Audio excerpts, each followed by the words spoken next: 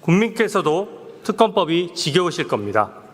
국회의원으로서 특검만 논의하는 이 상황에 대해 송구하게 생각합니다. 저는 오늘 다른 관점에서 이 특검법을 반대하는 이유를 말씀드리겠습니다.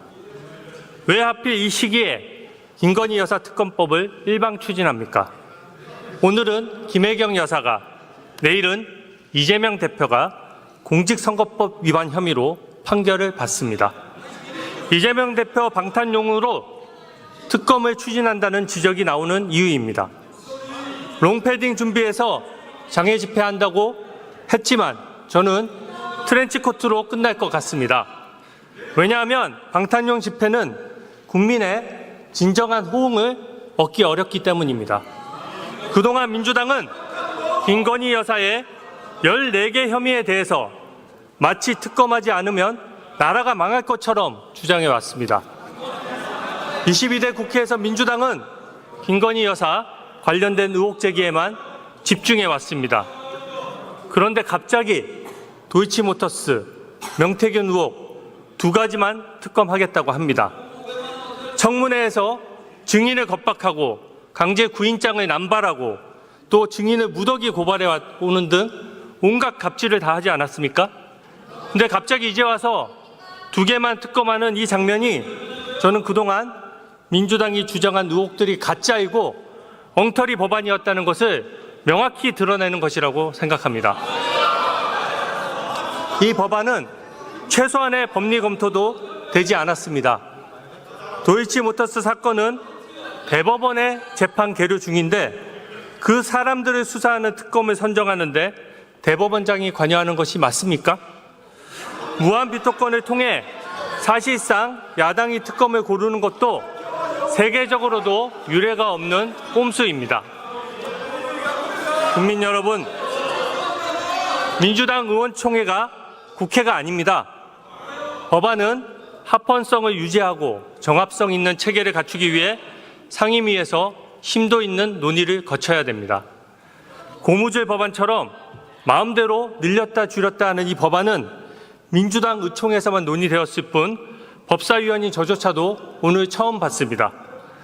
국회의원은 대의기관으로서 야당뿐만 아니라 여당을 지지하는 국민들도 존중해야 합니다.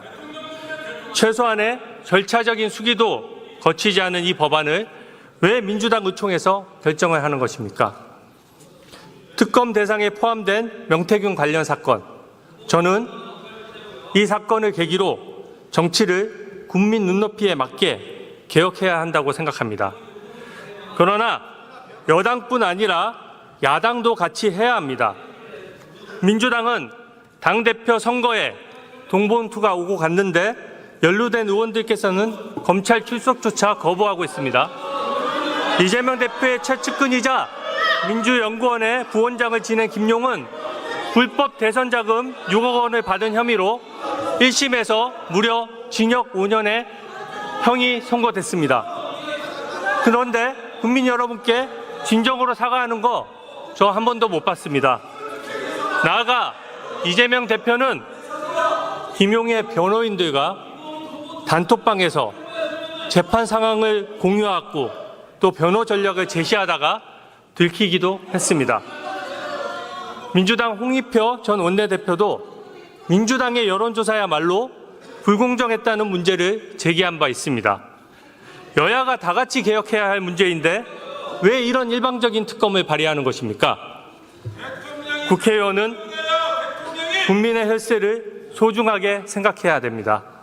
이 특검 법안이 수사하겠다는 것은 모두 진행 중인 사건들입니다.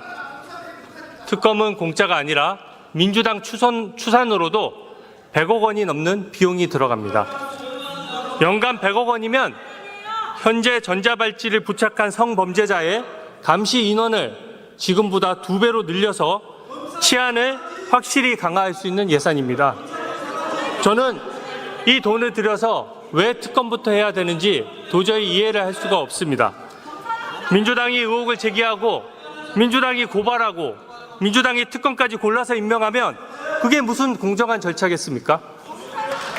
주진 의원 수고하셨습니다. 다음으로 추미애 의원 나오셔서 토론해 주시기 바랍니다.